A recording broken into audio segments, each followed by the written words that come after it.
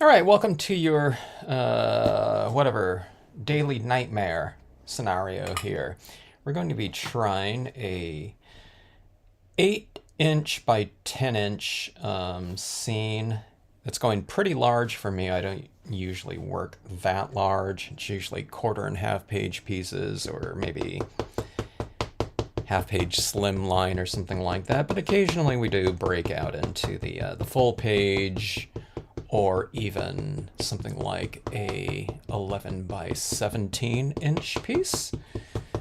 So I thought we would try that here and give a little bit more breathing space to the for the new imagery. Okay, I might not get through like a full composition from start to finish here. I might be doing just I don't know, maybe the composition and some shadow work. And the strategy here with this one is going to be doing a monochromatic grayscale composition. We'll see if I can get to the shadows in this live stream. And then to go in and give it a warm tint, kind of like black and white photo tinting. And that should give it a little bit of a warmer, kind of an antiqued look. And I do like that whole kind of tonal range for, I don't know, kind of Halloween scenes. I mean, it's not just Halloween scenes. I like it just overall, but I think it's especially good with this kind of Halloween scenario. Okay, so I've laid down the dirt road here. When you want to extend this out, sometimes that's not big enough. I kind of design that for your quarter page or half page card where it's just going off the bottom, but sometimes you want a little bit more lead in. So what you do is you fill in these areas right here and continue this kind of, I don't know, whatever recessed area in the road. So we'll show you how to do that. But what I'm doing is we're setting the foundation for this, and then we're going to be doing the trees around it. I really like the look of these mossy covered trunks here with certain scenarios. I mean, with a lot of scenarios, but I was thinking it would be really good with this one. I'm not sure if that one would be too big. Let me get my bearings here with this right here. Okay, so this comes in two different sizes. I'll be using some larger ones in the foreground here to flank and to frame off the edges right here, and then we'll go with smaller ones in the distance. But I want to leave a lot of room in here for some additional tombstones. Hello, Linda. Hello, Joni and Lynn. How are you? Good to see you, Bill. All right, so I've inked up my black ink pad in anticipation of a bit of a larger scene, and also using a lot of imagery stamped out. I have to get used to doing these kind of I don't know if the word is cluttered, but definitely more I don't know, whatever, saturated scenes as far as imagery goes than I usually do. All right. So a lot of impressions here. I think it adds to kind of, I don't know, it adds to that spirit I was just mentioning in my other video. I don't know if it was yesterday, whenever it was. Yeah, when you kind of, you add this kind of density of imagery into these ghoulish Halloween scenes, it just feels more claustrophobic, which is a different sensibility than I'm ever going for, with any other type of genre within scenic stamping. So it's a little bit of a different mindset. I have to kind of I don't know, get into the, I don't know, spirit of it, so to speak. And I don't know, free up a little bit, just in terms of the amount of stamping done. Hello, Mark. How are you? Okay, so we're setting these images up right here. We'll have to kind of integrate them together, and that's where your two stamps with the sedge filler and tiny rocks will really come in handy for that. You can also do some other like ground textures and things like that, which I would normally do in a whatever normal scene, non kind of, you know, ghoulish scene. So these two images right here, tiny rock small and sedge filler, can be your best friends. And then you have those now, so use those a lot. In terms of compositions, those will really, you know, kind of integrate everything together.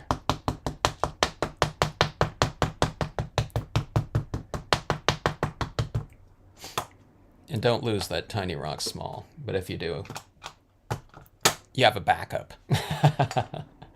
Tiny rock small. I'm sending out 2 usually these days, because it is so small. It's one of those that you should just have kind of leave it on like one dedicated block. And always have it at the ready. Let's see. Let's do this right here. Let's have, let's leave a clearing in here. And I'm not sure which, oh, maybe I should use,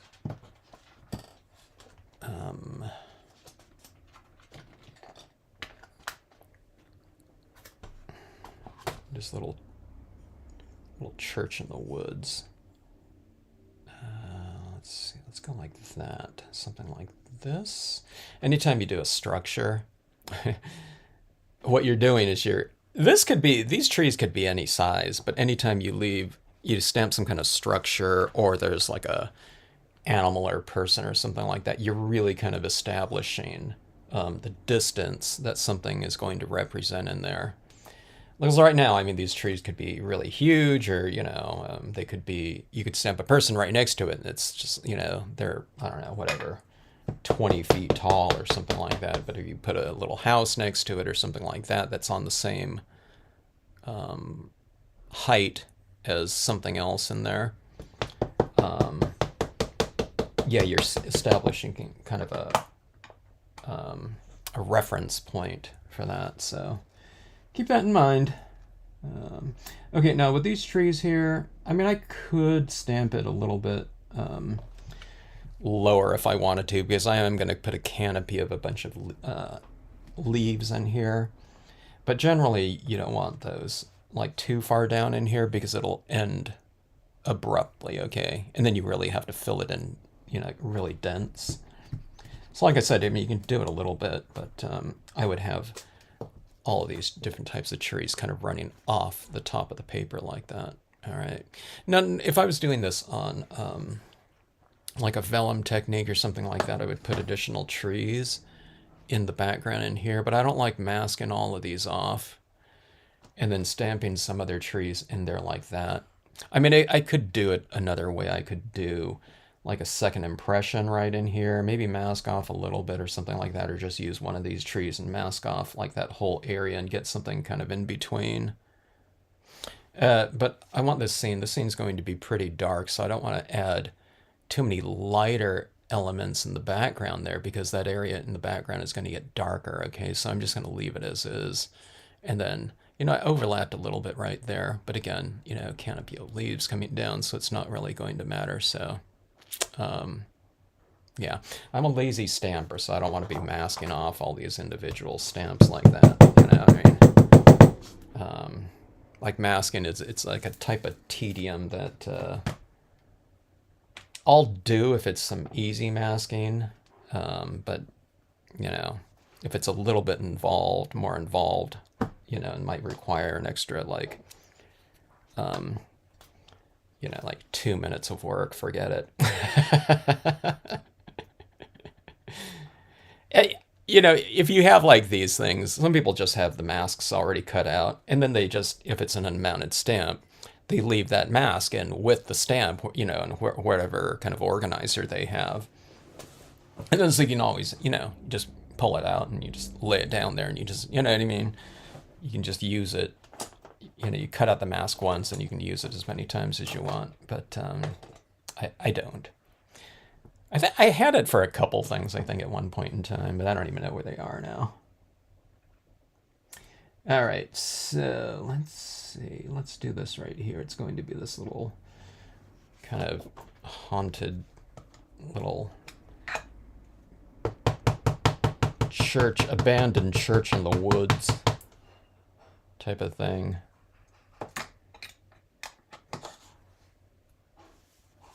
A la, I don't know, maybe like the Walking Dead series or something like that. I seem to recall something like that. Hello, Cynthia. How are you? Okay, there we go. Like that. All right. So see how everything's kind of floating? But that's where we'll anchor it down with those two different images. All right.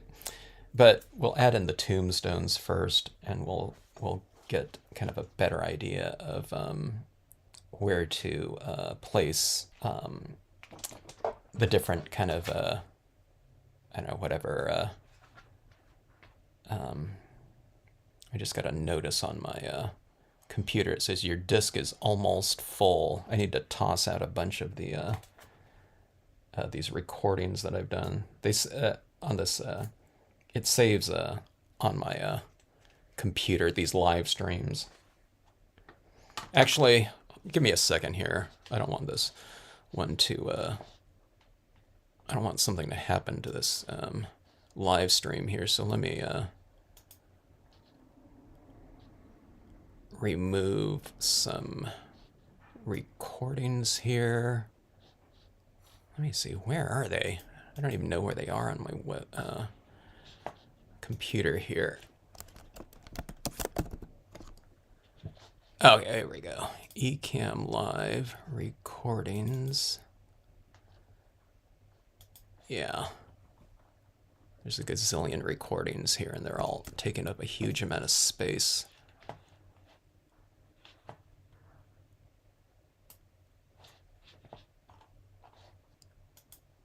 Okay, let's see. Empty trash. Okay, that should open up a ton of space. All right. Sorry about that. Okay, let's add in, let's see, these tombstones in here. So, I don't know how old that little church is, but their little cemetery got filled up, so they pretty much had to add like tombstones all over the place, in every square inch maybe. Their surrounding area. That's the scenario that we're going with here. All right.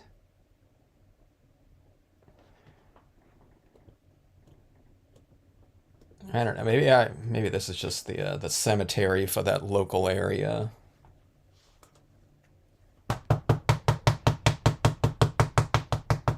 It was abandoned.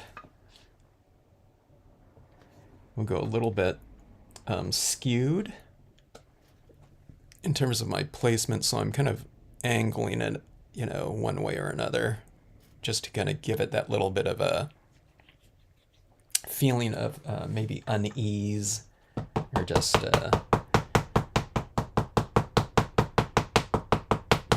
emphasize that feeling that has, it just hasn't been kept up at all.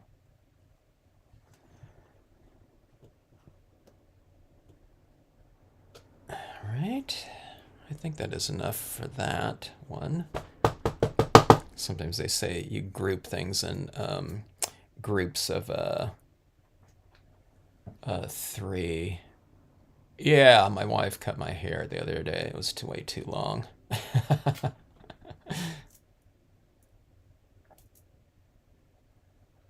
I looked at it and was like, oh, I've got like bed head, but it's like, eh. Who cares? We all know each other here anyway, I figured.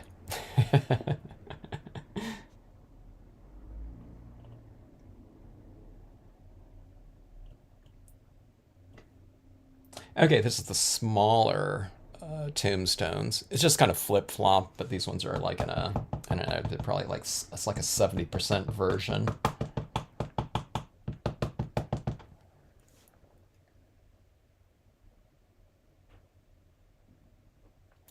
Let's go about right here.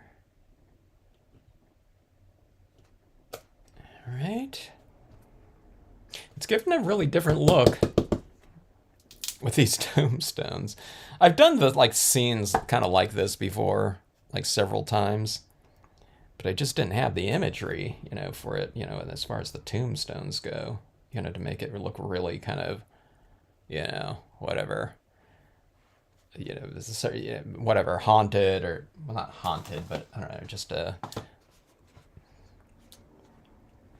scene could be anything. I mean, I could do this like a green, meadow down here with like, I mean, it would still be an abandoned church, but we can do it like springtime. I'm talking about without the tombstones here. I can do like bluebells blooming all around here, and it could be, full of life and everything like that with a deer, and it would look very peaceful and tranquil. We can have light beams kind of running through here.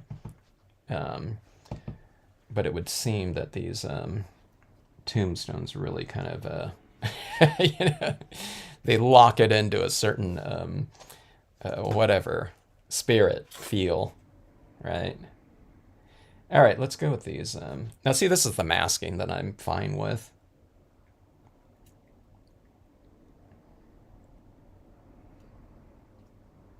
All right.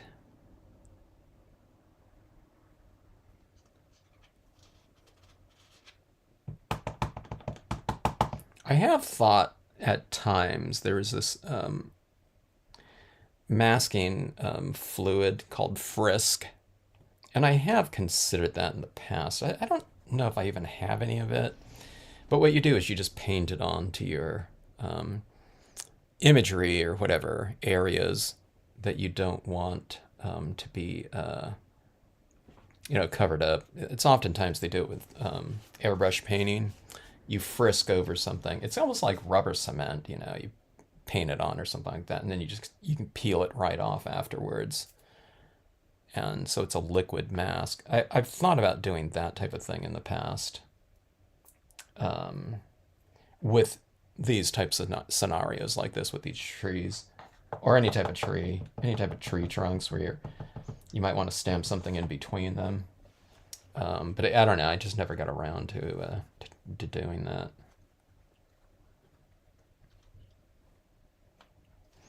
All right, let's do a little bit of a hill in the background here. So I guess these trees are kind of leading up to an opening in this area. I'm not going to put like a lot of trees behind there. I want to do like a moon in background there and some sky. But I think this is looking pretty decent as far as, your mid-ground and foreground in here go. Right now, this area in the back represents the background, but once you stamp a sky in there, that represents something a lot farther in the distance. So in a sense, this would become, the more distant imagery suddenly becomes kind of more of the mid-ground, and this becomes the foreground right here. I don't know. It's foreground right now, but I'll probably add some other imagery in here. So now this becomes the, the mid-ground in here. So anyway, let's see. Let's get to that right here. Here's a moon, spooky moon. My decision right now is, do I want to stamp it in black or do I want to go with like a gray? A gray would kind of, it would recede a little bit more because it's lighter visually. Recede visually, I'm talking about. But I think I want a decent amount of contrast in here with this stamp. So I think I'll just go with black. I want this to be kind of darkened in here, and I want there to be a lot of kind of visual attention kind of leading to this road right here. and maybe a little spotlight on this church. I'm guessing. So let's just do this all in black. That makes it really easy. If you're doing these types of scenes, you don't have to kind of have any kind of decision making. Just use one color if you want to. Okay, let's see. This is real centered right here, so maybe I'll go a little bit off center like that. This moon's a little bit too small to do it, but it would be kind of interesting if you had like the full moon off of nature set number 35. You can have it like really big behind one of these trees in here. If I did that, I don't think I would mask off. I think I would just stamp it right over the trees, which wouldn't look good initially, but once you darken in these trees right here, you won't have like parts of that full moon looking like it's stamped right in the tree, because the trees are going to be darker anyway, so you wouldn't need to mask.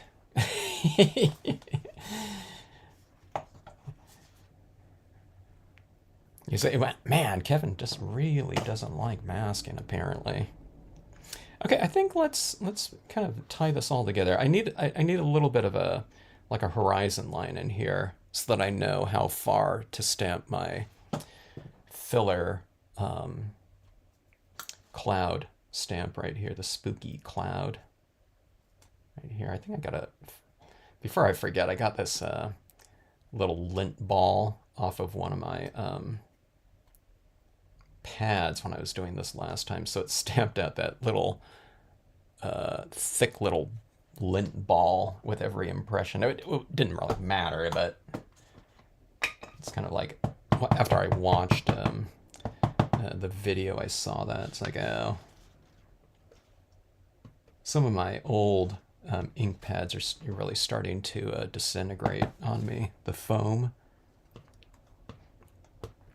All right, so see this, you don't need to mask off these trees with this sedge filler.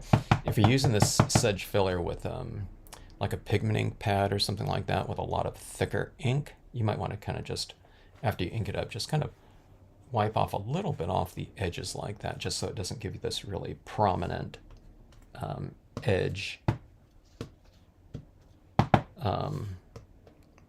with your impressions. And when I'm stamping this out, a little technique thing, I'm putting most of my pressure right on my finger right here, like that, just so that it doesn't give me, like this type of thing, like that hard edge like that, which is harder to blend in. Now, if you get that, you know what I mean? I still get it these days too sometimes. Like, sometimes I don't bother like wiping it off, right? I forget about the thicker ink. For me, it's the Brilliance pigment ink that I use a lot of times with different media, and it gives me that edge. In the first couple of impressions, it's like, oh, okay, I need to start wiping that off a little bit more. I usually don't go vertical with that, or like that, but anyway, that made it real fast to do like that, okay? But then you just blend that in. That looks a little bit kind of weird and awkward, but you're just going to come back over it with your Tiny Rock Small, and that'll take care of that. But see how this kind of gave it that, that slope right up on the top like that, so you can see a more clear view of where land meets sky. All right. Thanks, Bill. All right, let's see here. All right, let's see who can count how many impressions I make with this, and whoever selects the correct amount will win a certain prize. Just kidding. Okay. It's like one of those jelly bean gumball types of contests.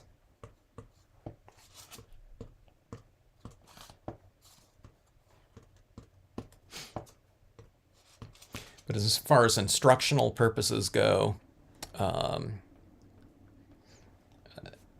Lynn, if you're watching, do exactly 172 impressions of your tiny rock small, okay? And that's going to be for your, we are going to be grading.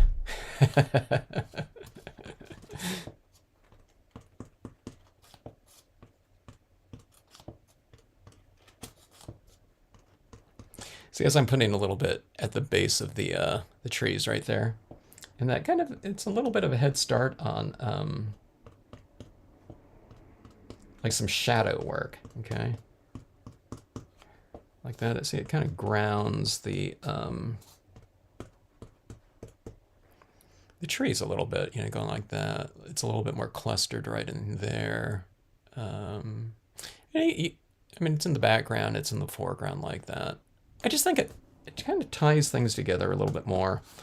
And also the,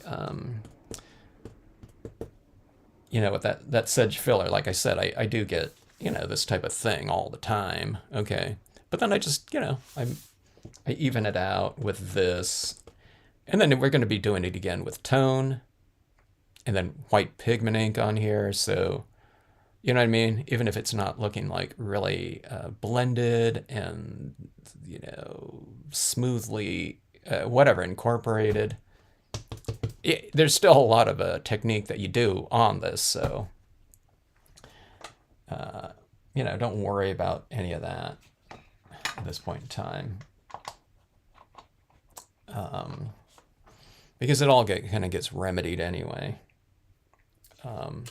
Things like this. I just know, I say these things like, see, I stamped that moon right over the top of that, and there's that dark area on there. Well, so that would really bother some people. It's like, hey, I don't want that moon looking like it's in front of, the tree trunk there. You know what I mean? But like I said, there's so many different things that we do after this.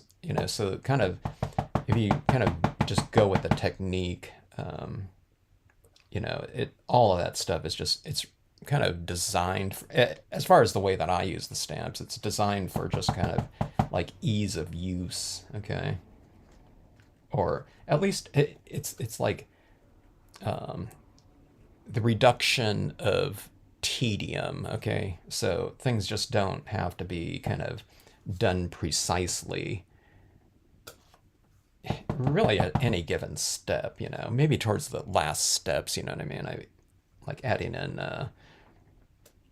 like a white paint pen or something like that, it's, I don't want to go like way overboard with some of that stuff, but a lot of those techniques towards the end, if you add too much of it, you can still remove it. Okay, this is the winter brush right here, and this is another thing that can kind of add to the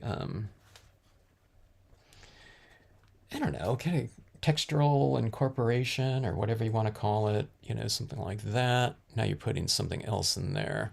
It's just like little prickly type of visual in there.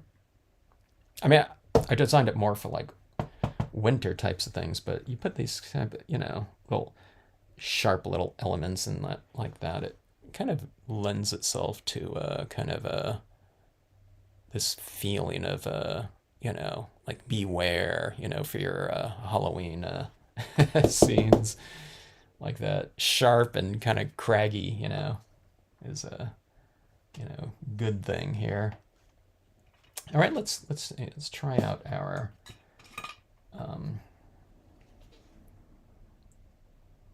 here. This doesn't fit quite on here, so I'm going to go angle it like that. Okay, and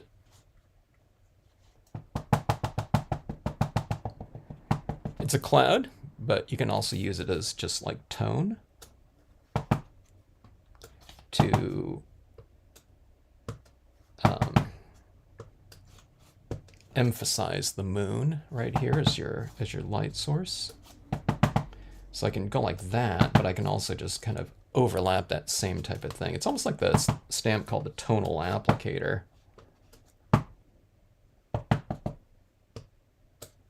but it's a textured one, so you get that extra kind of creepy, kind of sharp cloud type of look to it up there. See, like that, it's already kind of, you know, it's kind of given me a head start to shading the whole piece. Okay, so I like to add in kind of a nice strong vignette into my scenes usually, because it frames off the scene really nicely. But you can go like that, and it's, you know, a lot of your sky is kind of taken care of from having to kind of tone it just with you know, inks, black and gray or whatever tones you want to use.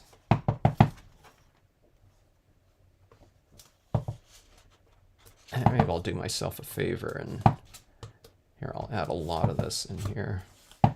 I just flipped it upside down. It's darker, it's more dense on one side, lighter on the other, so you can use each portion of it.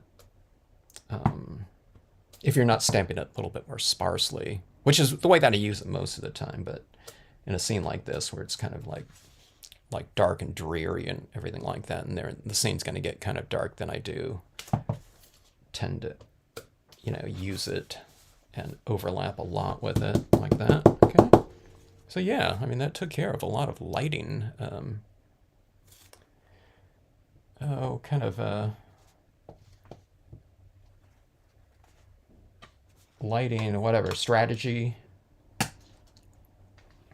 just without, you know, going into whatever the sponging of color or any of that at this point in time. So, all right, so let's see, what other types of characters do we want in here?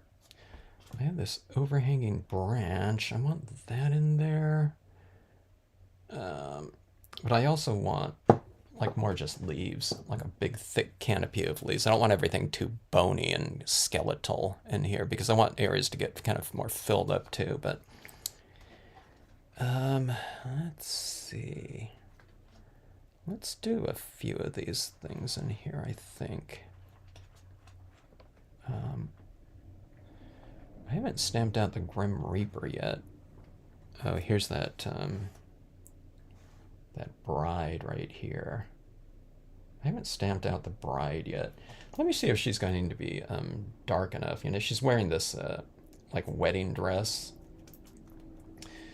So we want, you know, it's not like a Grim Reaper's dark, you know, black cloak or anything like that. So let me see if I stamp her right in here. I don't know if let me see if she'll be dark enough. Okay.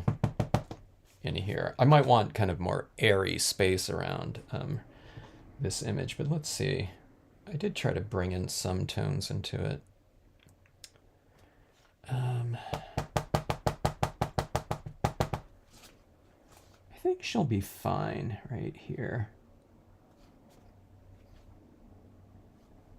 Okay, I'm looking right here. I just need some open space where her head is, where I didn't, you know, use something like the, you know, the Tiny Rock Small. I don't want a bunch of Tiny Rock Small in, you know, someone's face. If I get a little bit in there, that's fine, because I can use the white paint pen to remove it.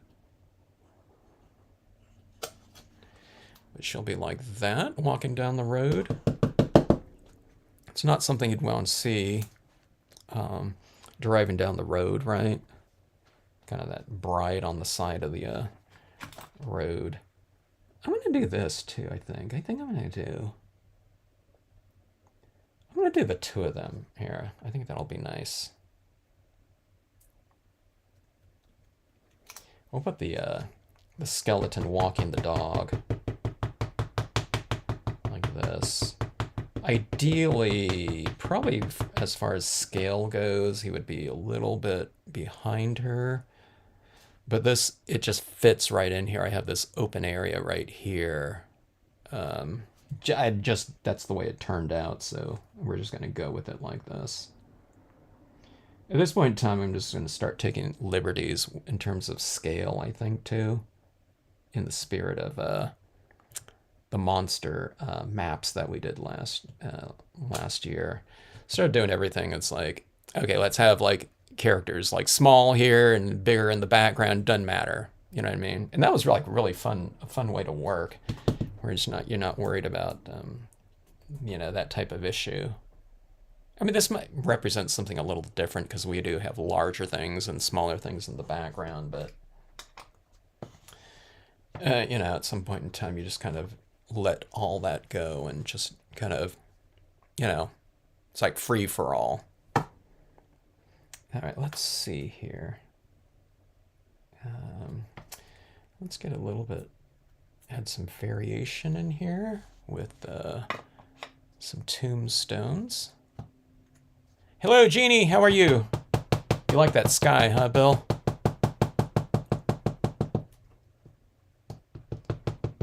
Hey, Bill, I got to do some. I'm going to do some more planting of seeds. Bill likes gardening.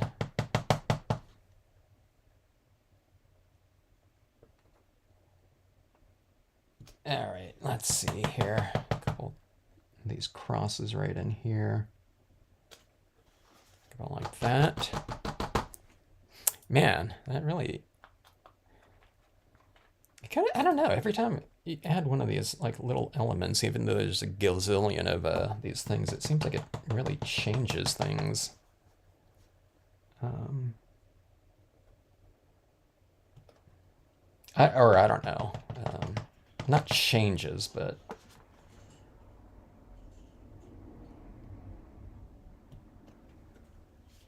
maybe it's because I haven't stamped these too much before, but they really kind of stand out to me in terms of an element. Yeah, it looks better, I think. Like that. You see how everything's a little bit crooked too?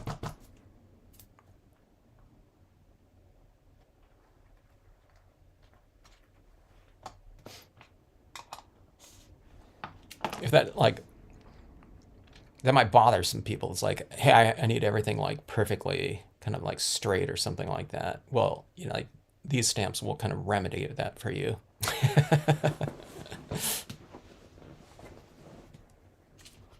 All right, let's see.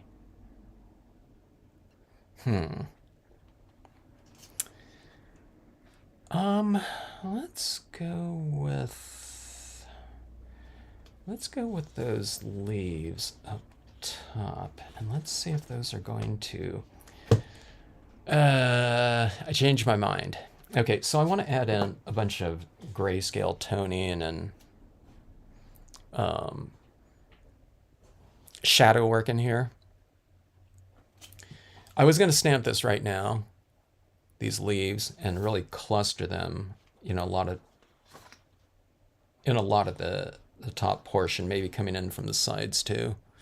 But I think if I wait until the last step to do those, or one of the last steps, I think I can, that'll result in more crisp versions of this. If I stamp it right now and I start like toning over it, I think it'll stay reasonably crisp looking, but it could get a little bit blurred out, and I want those ones to be nice and crisp, so let's not do that quite yet. All right, let's see here.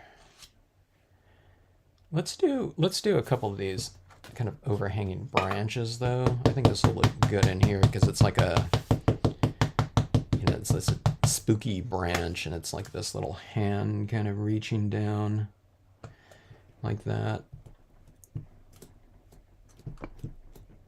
I should do this more often, just even not on like a haunted looking scene, but I should really mix kind of these bony, kind of craggy branches in with the more full kind of leafy ones like that. I think it looks a little bit more natural and certainly texturally varied to do that.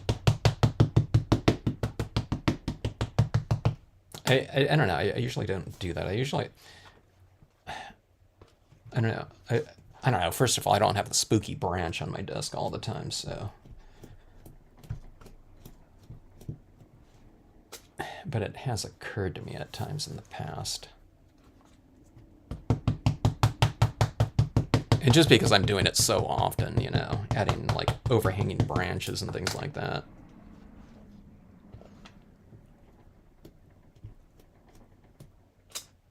Right, so things like that, you know, when you have overhanging branch, things like that, they're kind of like little fingers, kind of, they're pointing down, you know, into the composition. So tone alone would kind of cap that off, and leaves and imagery and stuff like that. It frames off the top, but when you have extra kind of whatever directional indicators like that, it kind of brings your view up there and it brings it back down, because it's like you're going to follow the road up here and go up here, and that it's like a directional thing pointing back down, so the eye would go back down to the subject matter in here.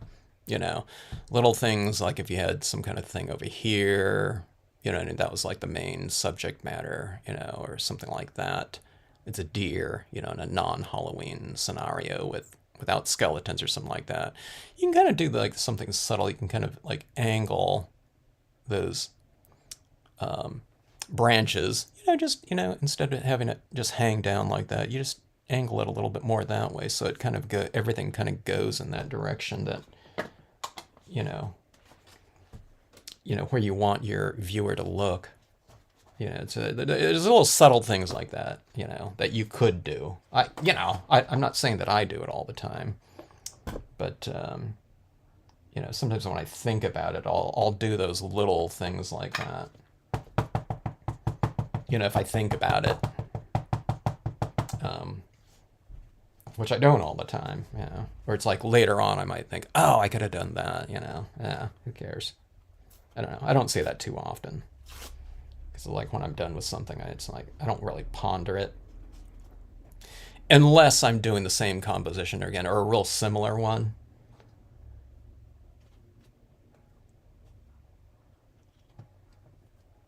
Okay, I want to get this leafless limbs stamp in here. Just to kind of make things a little bit more dense.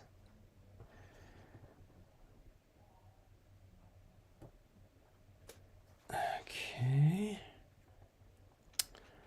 And right in here, huh?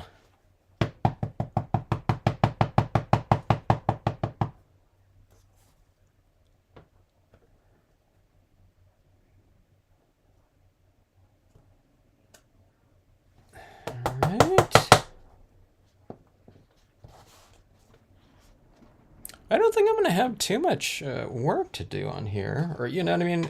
Relatively speaking, for an 8, you know, almost full page scene, we've got a lot of imagery in here already. So, and that whole like third up there is kind of already toned in to a good degree. So,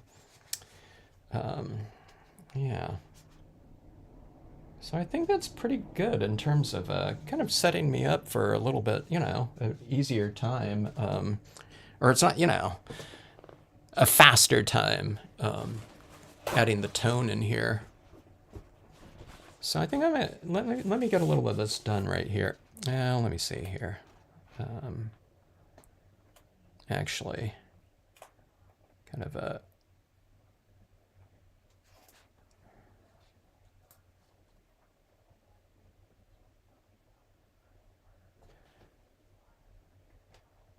maybe like a casket. Yeah, let's do the casket too.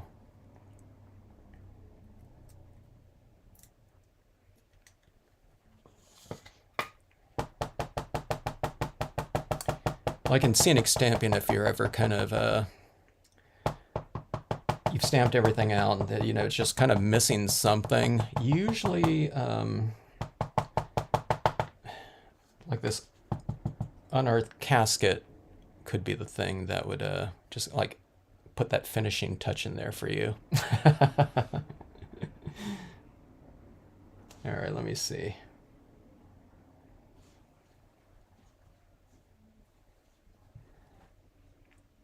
You know, this could represent right here. You have this casket right here. The thing isn't wide open, but maybe it could represent, you know, where these, you know, one of the skeletons came out of too. You know, we could do something like that. Maybe that was, you know, this person's casket, or, you know. It's a little bit too big up there for the dog, and you know, it could be Pet Cemetery or something like that.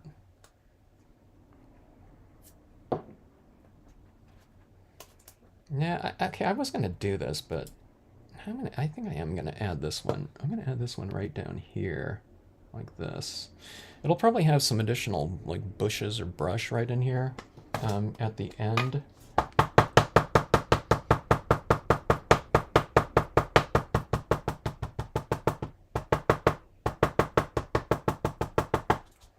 But we might as well test it out.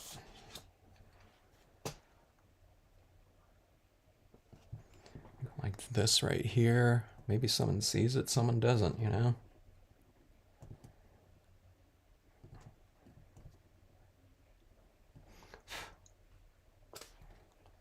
All right, like that.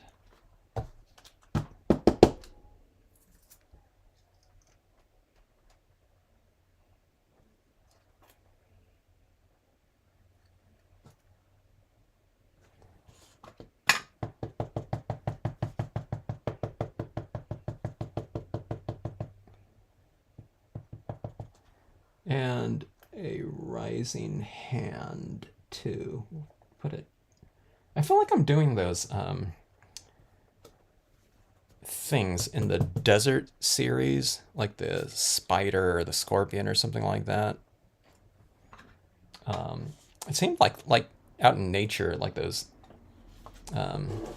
animals in the desert series. They're kind of obscured.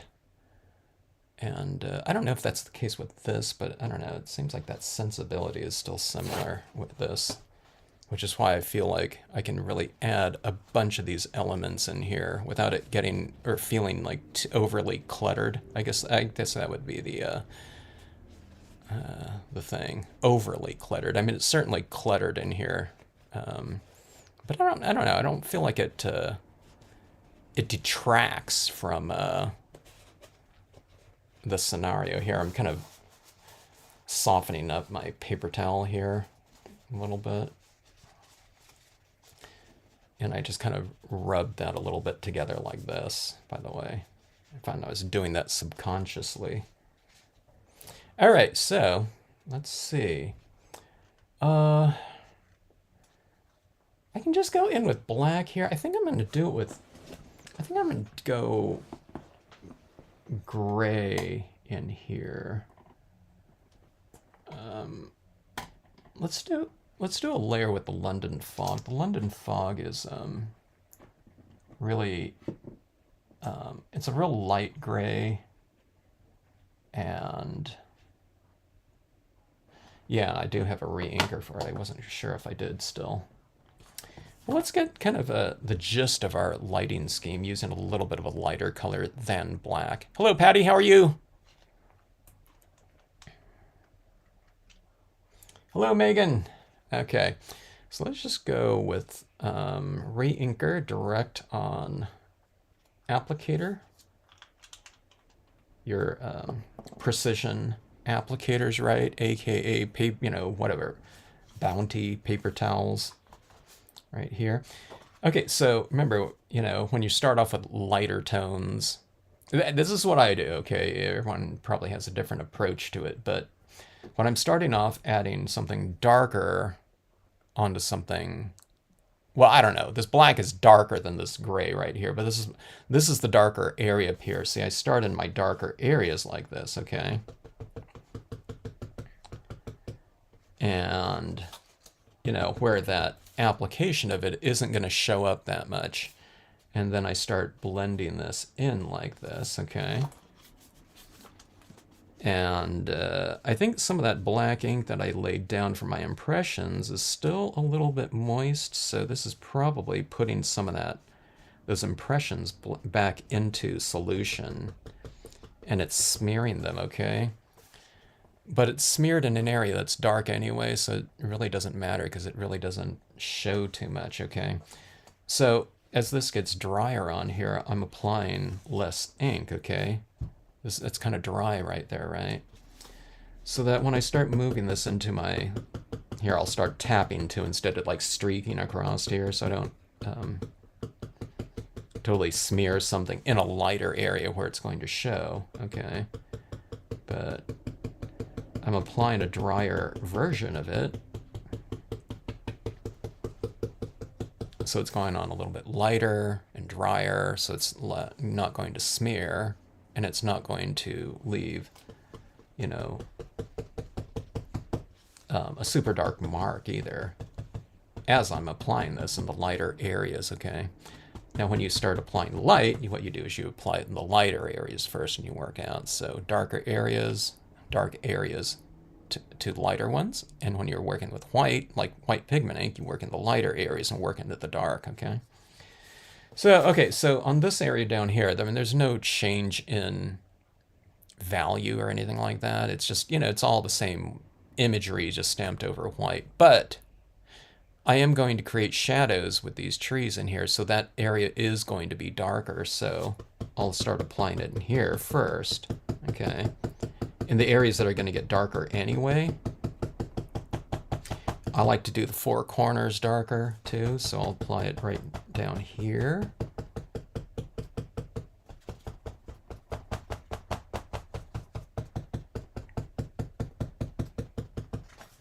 And don't get confused either. Sometimes people think, okay, well, this is going to be the darker area, so that if we're layering on lighter tones and working towards darker tones, you know, some people think, no, wait a minute, this is going to get dark in here, so I don't want to add the lighter colors in there first. Now you build up through the lighter ones into the darker ones, okay? So that's something that, you know, you have to make clear to people that haven't done like layers and layers and layers of colors before or something like that, or if you're teaching a class, they might think, okay, if I put a light blue over that or something like that, or a light gray over the top of black, it's going to look light gray in there. No, it's not, because, you know, the colors underneath, transparent colors, are always going to show through. So, you know, those are the types of things that you have to kind of remember to, you know, to tell whoever you're teaching, you know, because they're, you know what I mean? They're, you know, they're not thinking about transparency and opacity and that type of thing. Okay, so those trees back there are going to be darker as well. Now, I need to re-ink. This is like completely dry now. The ink is like coming off of this a lot faster because this is a semi-gloss paper. So it's really absorbing it pretty fast. But anytime you re-ink like that, you know, I started off in the, you know, the darker areas first because, again, I don't want to get a big slathering of, you know, this gray in here, plus, you know, some of that black that it picks up, you know, from putting some of that black ink back into solution. Okay. Now see up these trunks, I'm not gonna bother toning that out because like a colored pencil is gonna be so much more effective in getting into kind of detailed areas, okay? So here's these trees kind of casting a little bit of a shadow underneath it. Right over here. Go down this way, kind of fill in this little area. I mean, you don't have to, like I have this hand there, so maybe I want to leave a little bit of light, you know, behind that hand and not just come, you know, go, you know, completely obscure it. Now this road here, I want to emphasize it a little bit, so what you do is on the sides of the road, you have to go a little bit darker, like that, and how much emphasis do you want on that road is kind of up to you. So you make it a little bit darker, like right in here. Maybe in this texture right here, I'll add a little bit of tone to, like this. Like I said, You can do that with colored pencils as well. I tend to do it with the ink on this because this gives me a lot of coverage, but then when I go into kind of more detailed areas, I'll use something else. Alcohol markers would be good. Colored pencils, both of them, you know.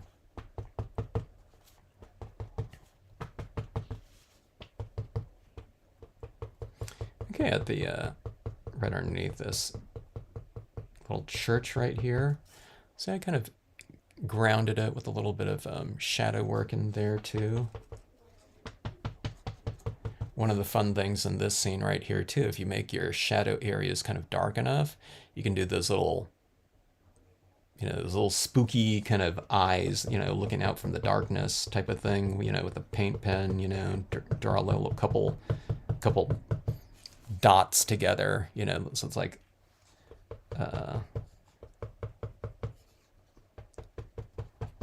you know, eyeballs looking out. I don't know if they're animals or whatever. I guess animals looking out, you know, from the looking out from the shadows.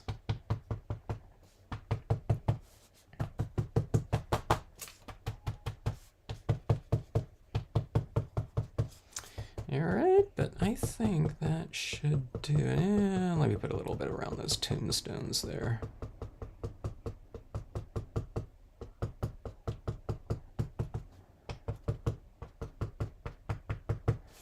All right, so that's your kind of your, you know, your general lighting scheme. Some of it's a little bit too white in there, but again, I'm going to tint it with a, you know, like a warm tone color, so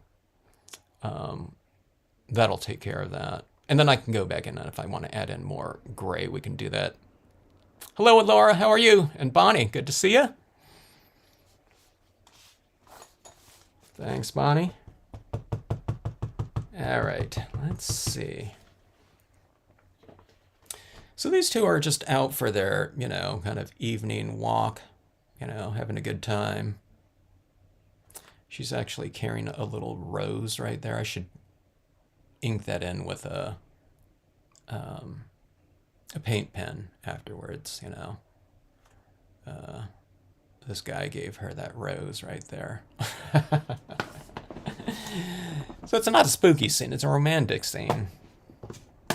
All right, let's go in with the black here, and then, I don't know, it's kind of, even with that gray, it's, I think, you know, we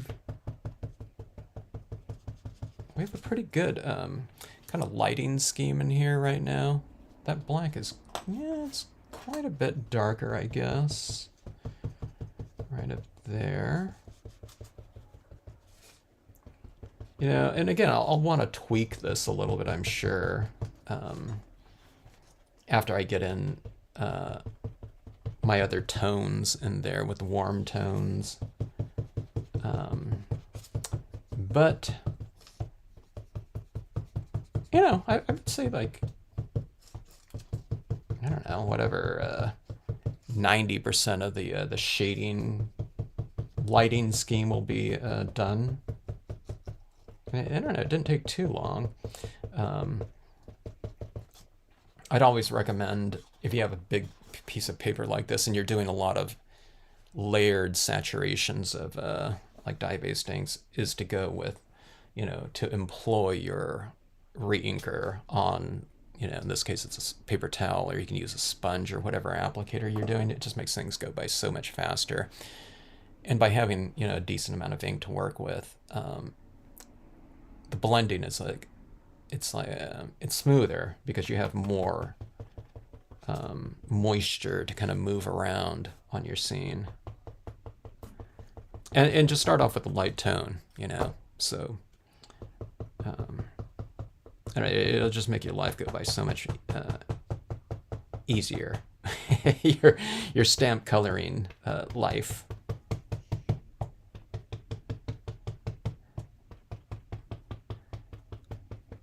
Laura, how's the book coming?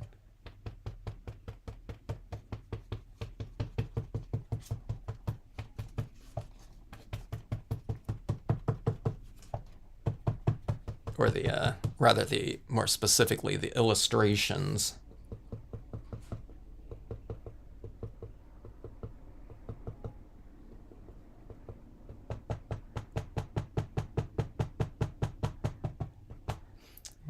see, kind of just adding a little bit of extra tone. It's getting a little bit darker, a little bit darker. I'm doing it in the areas that are kind of, going to be fairly dark. So I'm not coming in here like this and going like right in here, because this area in general is going to be a little bit lighter than the perimeter, okay? So I'm being a little bit careful. I mean, this technique right here, you don't have to be like super careful, but I'm just not coming in here and just going like right in there with that tone,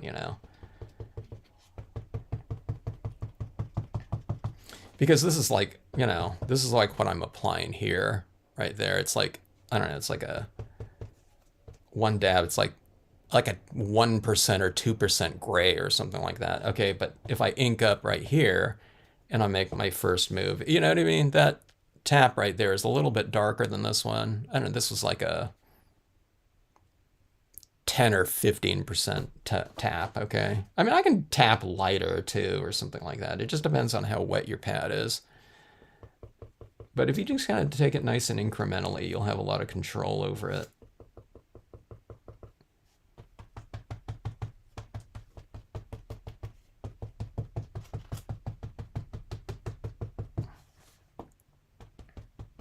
If you just joined in, this is going to be kind of a grayscale foundation for a little bit of a warmer tint that will be applied to this afterwards, okay? So we're just going to go through and get a lot of the, the big things done in terms of the composition and general lighting scheme of this scene. And then another video live stream, what I'll do is I'll do the finishing touches on here, maybe add in some other imagery if we can, the fog and mist and atmospherics in here, the highlighting. But I'm doing this in 2 stages just so that this will have a little bit more chance to dry too and have all these inks kind of really set in right here. Especially because I'm going to be going back to a really light tone, something like a distress ink or something like that in here.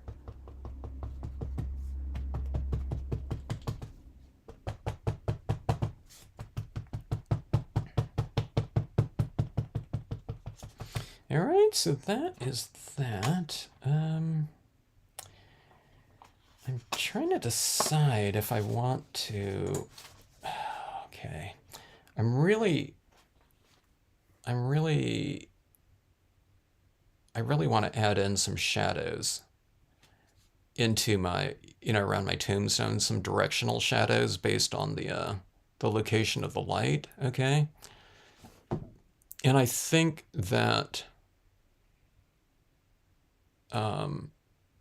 Like a colored pencil would be perfect for that job. But the thing is, if I add colored pencil down, that's going to be resisting some additional ink that I lay over the top of it, those warm tones. Maybe I'll do a little bit of it, but alcohol inks would work just fine too. Let me see. This is a little bit of a brownish tone, but I'm going to be adding in that tone to the overall scene anyway, like a warmish brown tone. So let me just go in and I'll lay down a little bit of tone in here. So like on these trees, lighting is coming from over here. So on the right side of these trunks, I will add, and maybe some of the base too, I'll add some shadow work so they're a little bit lighter on the left-hand side, closer to the moon, or I don't know, whatever, not closer, but really, but, well, I guess it is closer, but it just, it's being lit from one side a little bit stronger. Now I am going up here with the alcohol, so I'm going to have these overhanging tree limbs in there too, leaves that I'm going to stamp in there, so I'm thinking, I might get a little bit of resistance from that alcohol in there when I try to stamp imagery over the top of it. So But I'm itching to see what this looks like a little bit further along, so we're doing it right now. Okay, so on these trees to the left of the moon, when we're viewing this right side up, so I'm coloring in the opposite side of the tree trunks than the other side of the scene.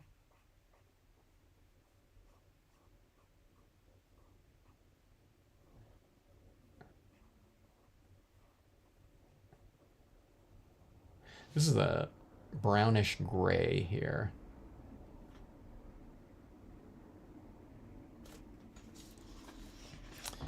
Right, so see those trees. I mean, it's not like a big change, you know, from what was in there, but that's like the first step in terms of like, I don't know, kind of like lighting, whatever, refinement.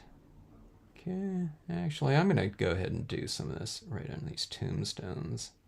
You just kind of add a little bit of a shadow at the base of them, like this.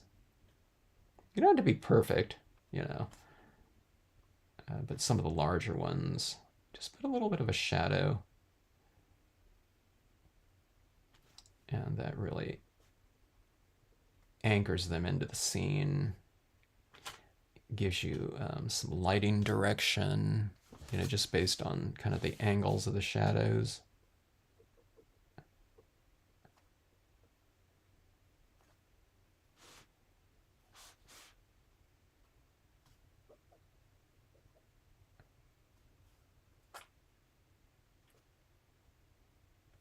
If you had like tombstones like way over here, the shadows would be really angled, and that's really fun.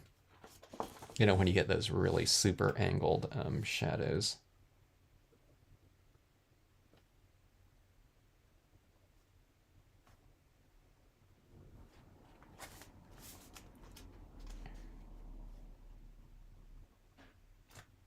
I'm just eyeballing it here, but the direction of these shadows here, you haven't seen me do this before. It's like I just go to like the center of my light source, so you can see that the angles of the shadows are roughly in alignment with the center of your light source, like that. Okay. Now this is, I'm doing these shadows as if there's not these trees right here, so chances are these trees would be blocking out the light down there anyway, you know, but it's still fun to kind of do this type of thing. Just for the sake of, you know, some extra, you know, drama through, you know, lighting. Okay, but see, these colors don't exactly match in here, okay? But again, I'm going to go over it with warm tones in there, so this isn't going to be a cool toned area after I do that, so it'll match up with this brown a little bit more, or a lot more, or hopefully, you know, we'll see. All right, like that. Everything's kind of like anchoring and related a little bit more. You have a light source casting its, you know, light on the objects in there. Like that. I need a new brownish gray. This one's like really dry. Maybe that's good because it doesn't add in so much tone too fast. There's gray right here. I was trying to use this on that photo print paper last night. It was barely working because it was that paper was so sealed off and coated. So it's kind of nice having, you know, like media that can apply real easy on your paper. Anchoring down these coffins a little bit more with some shadow.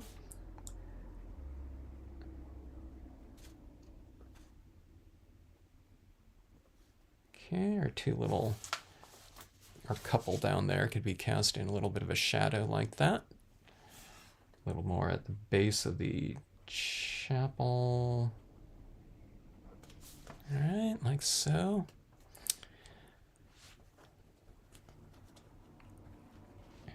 Romance is not dead.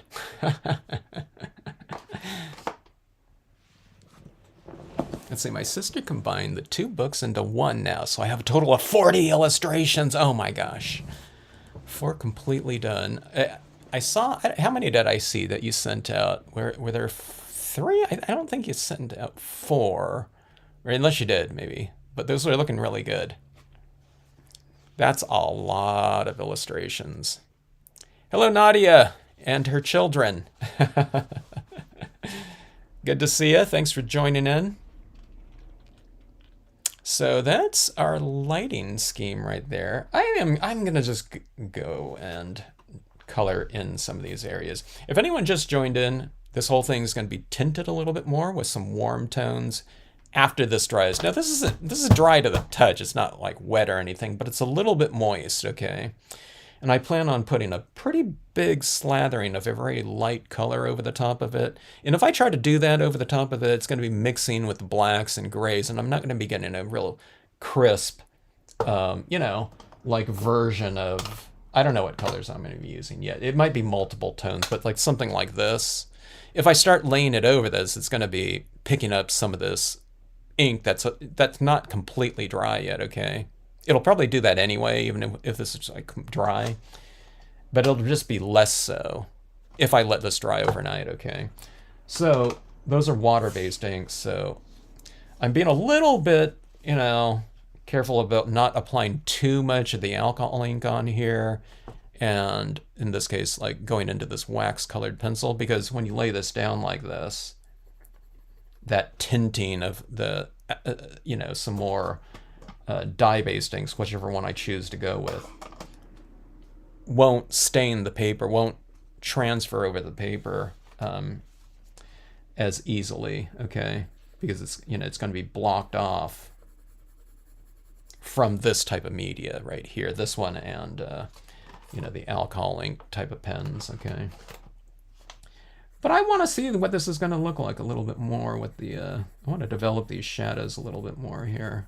It's hard to stop working on this type of thing, but in the name of whatever, stamp science, I'll do that. But let's see what this lighting scheme will look like a little bit more.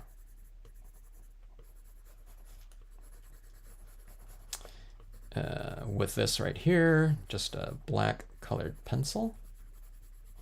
It's just getting a little bit darker. I'm making one side of the tree darker a little bit at a time. And it makes the trunk seem a little bit more kind of rounded like that when you vary your tones in it, going from lighter to darker like that, okay? And we can kind of anchor it with a little bit more shadow work, okay? The shadows would be going across here, but I just want some of these silhouettes of my tombstones to stand out a little bit more, so we won't just tone all that background in like that, so we can kind of have our, you know, our objects stand out a little bit more.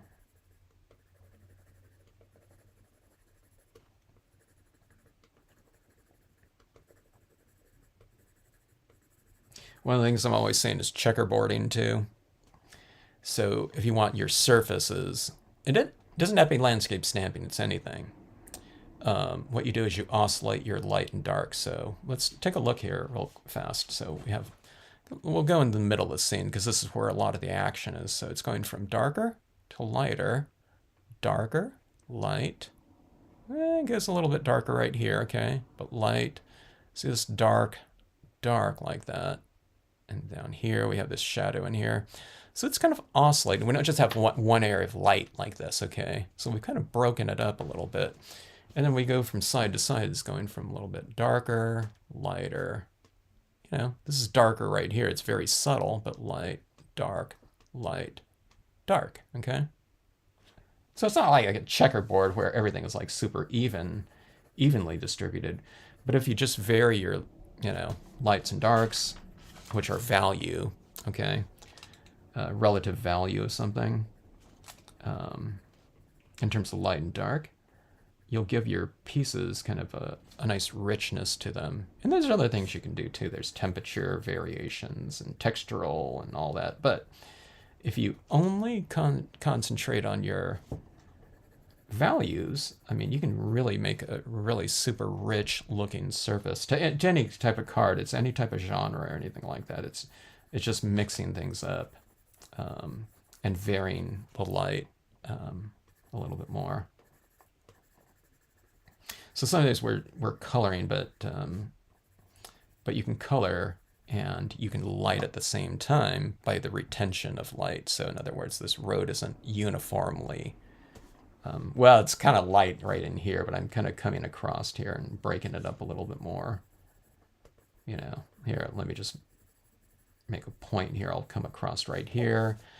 So it's a little bit darker right there. It's like a 5% gray. It's really light. Okay, just to break up this a little bit. So it's still lighter in here, but you just kind of break it up a little bit like that. Okay, and see, I have some tone down here too, so it's a little bit different from, like, say, one side of the road to the other too. But you can just do it real subtly. It doesn't have to be anything like major. You know, your oscillation of light and dark could be, you know, 0 to 5% or something like that. You know, it doesn't have to be like 0 to 100% black or something like that, you know, in terms of contrast. All right, so let's see. I think that is it for now. I sure enjoyed utilizing the colored pencils on here for those subtle little touches, you know. I mean, you can go with gray too. I'm just using black. I mean, you can use a gray colored pencil or something like that, or you can go with colored ones as well. You don't have to just go all, you know, grayscale. But again, you know, I think a lot of the work on this one is done. We'll do some tinting and additional foreground in here. And then we'll go texture with our, we'll see how it goes. If I tint a lot of warm tones in here and there's not too much white, then I'll probably use a lot of the kind of cream colored little textural elements in here. And then we'll go with the, you know, the white pigment ink touches in here. And the white pigment ink in here is really going to add the atmospherics into the scene. You know, all of these tombstones are really nice and crisp right now. I think it looks okay, but I think when you add in that kind of that atmosphere, you know, like this around your objects like that, it really adds a lot of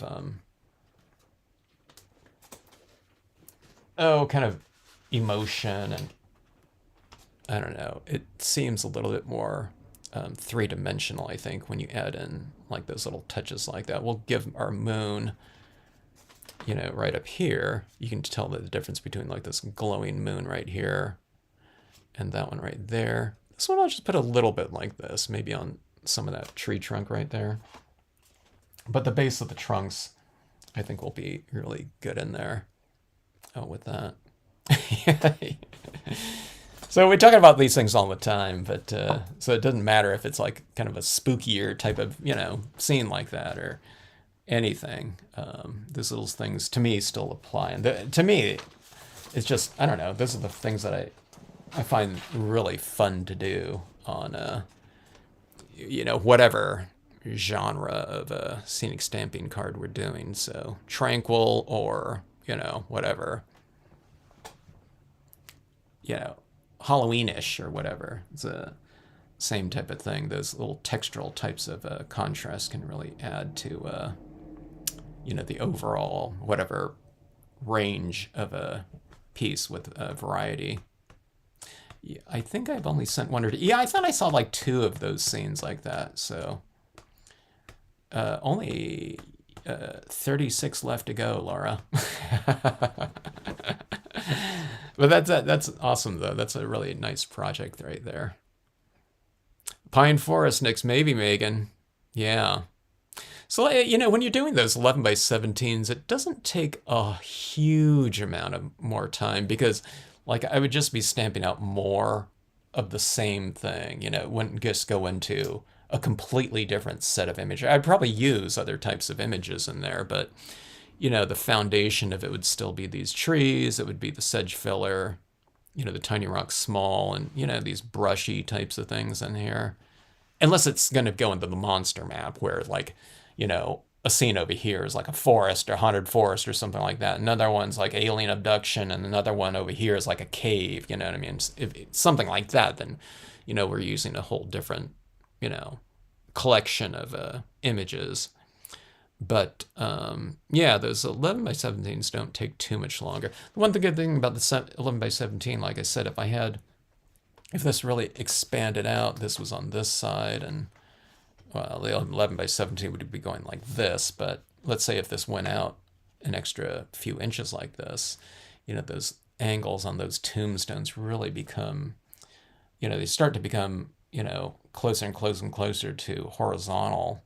So you see all of these different directional things, and I think that lighting becomes almost the big star of the scene in terms of the, whatever, shadow directions with those objects that are cast in them. And you know, those tombstones are a pretty fun object for those shadows. Usually I'm doing those shadow directions with trees, so it's just kind of fun to do it with something else other than trees, you know, in here. So yeah, I'm trying to think of some other things. Maybe I'll throw some bats up here or something like that in front of that. I need to see, I'm going to add in these other leaves in here I was mentioning earlier in this video, but I want to do some nice crisp imagery in here as my last step in the process of finishing this off. So sometimes adding all those different tones and all the white pigment ink and all those other things in there first, and then you stamp out something nice and crisp and like super black in there would finish it off, so that you're not going over it with other types of media and potentially kind of smearing it around. So retaining like the last steps with imagery to be done, you know, the final step is you know, a good way to go sometimes. I mean, sometimes I don't bother doing that. I just stamp everything out. You know, I don't want to be bothered. But when I start doing large things like this, you know, little things like that, it's like just taking a little bit more time to do some sort of step that's normally in a quarter-page card, you know, but just like this one right here, letting it dry. I would never do that on a quarter-page card just because I want to get that card done, you know. I'm not taking so much time, so. But the larger pieces, yeah. I take a little bit more time to, to be careful with it, so. Yeah. All right, so yeah, maybe I'll try to jump on tomorrow if anyone's around, but of course these videos are always, you know, you can watch them at any time, you know, forever. But I'll try to finish this one off tomorrow. And I don't think it'll take too much time. Unless I look at this overnight, it's like, I want to add then this, this, and this, and this, but I can't see that happening in here.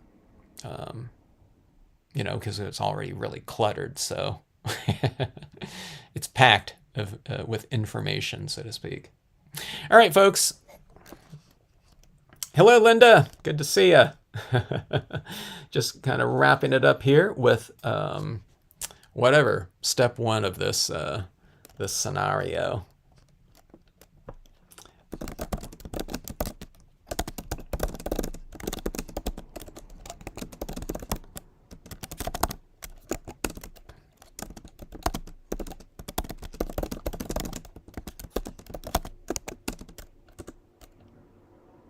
All right, stay tuned for the Stampscapes Spooky Lab bride and groom